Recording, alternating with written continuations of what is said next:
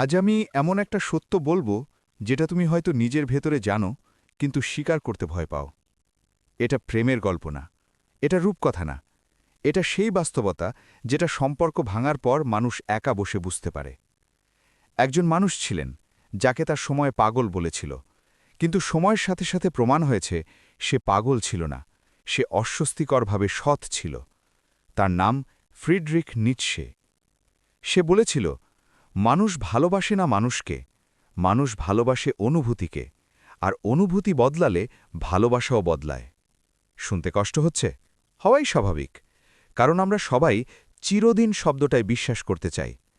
কিন্তু যদি চিরদিন বলে কিছু না থাকে, যদি লয়ালিটি পবিত্র গুণ না হয়ে একটা পরিস্থিতির ফল হয়, আজ আমরা সেই অন্ধকার সত্যটার ভেতরে ঢুকব, যেটা বুঝলে তুমি কষ্ট পাবে, কিন্তু একই সাথে শক্তও হবে।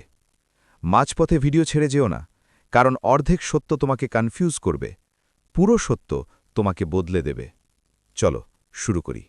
প্রথমেই একটা প্রশ্ন, তুমি কি কখনো ভেবে দেখেছ কেন একটা সম্পর্ক হঠাৎ বদলে যায়? কেন যে মানুষটা একসময় বলতো তোমাকে ছাড়া আমি কিছুই না, সেই মানুষটাই একদিন দূরে সরে যায়? কেন অনুভূতি কমে যায়? কেন আগ্রহ কমে যায়? কেন আকর্ষণ ফিকে হয়ে যায়? আমরা সাধারণত একটা সহজ উত্তর খুঁজি, সে বদলে গেছে, সে খারাপ, সে বিশ্বাসঘাতক।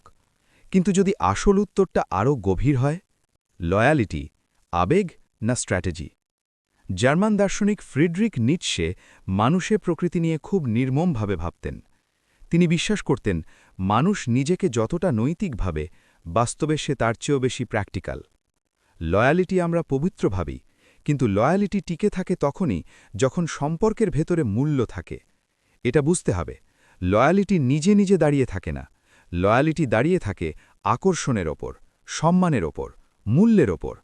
যখন এই তিনটে দুর্বল হয়, লয়ালিটি ধীরে ধীরে ভেঙে পড়ে।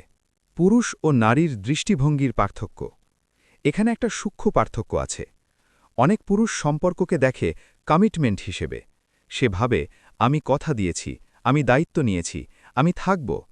তার লয়ালিটি অনেক সময় তার আত্মপরিচয়ের সঙ্গে জড়িত।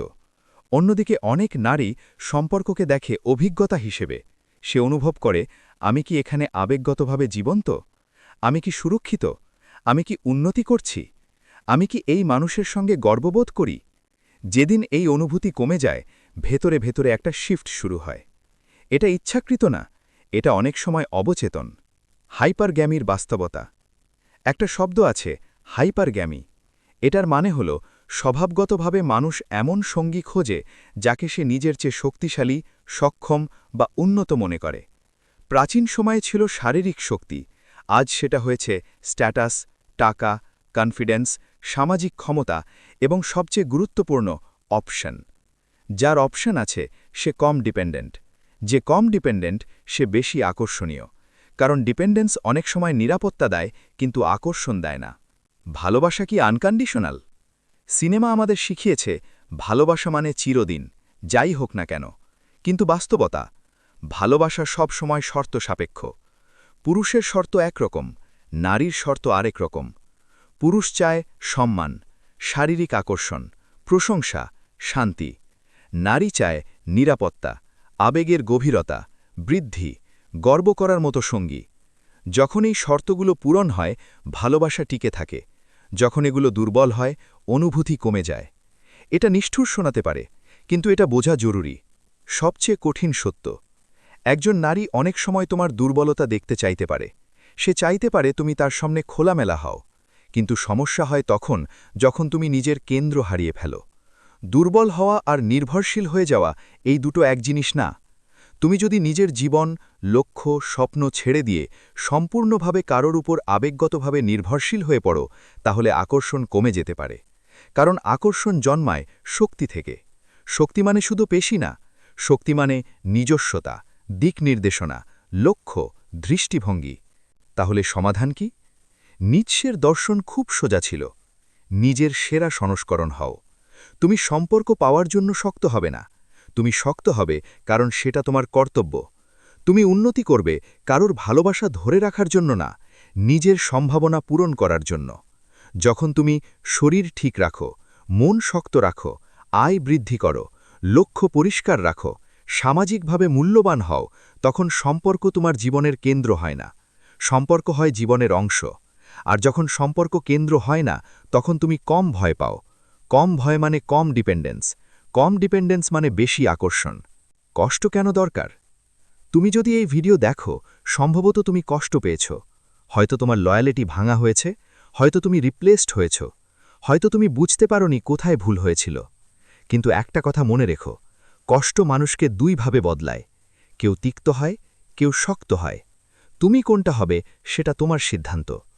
যা তোমাকে হত্যা করেনি তা তোমাকে শক্ত করেছে।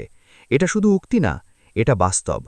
কারণ বিশ্বাসঘাতকতা তোমাকে শেখায় অন্ধভাবে বিশ্বাস না করতে, নিজেকে অবহেলা না করতে, নিজের মূল্য বুঝতে। শেষ বার্তা, ভালোবাসাকে তাড়া করো না, নিজেকে উন্নত করো। কাউকে ঘৃণা করো না, কিন্তু কাউকে নিজের কেন্দ্র বানিও না। সম্পর্কে যাও, কিন্তু নিজের শক্তি হারিয়ে না।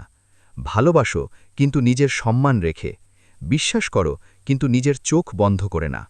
গেমটা বুঝে খেলো, কারণ জীবন একটা আবেগের খেলা না, এটা সচেতন নির্বাচনের খেলা। স্ট্রং থাকো, ওয়াইজ থাকো, আর সবচেয়ে বড় কথা, নিজের মূল্য কখনো কম ভেবো না। এটাই ছিল পুরো দৃষ্টিভঙ্গি। এখন সিদ্ধান্ত তোমার।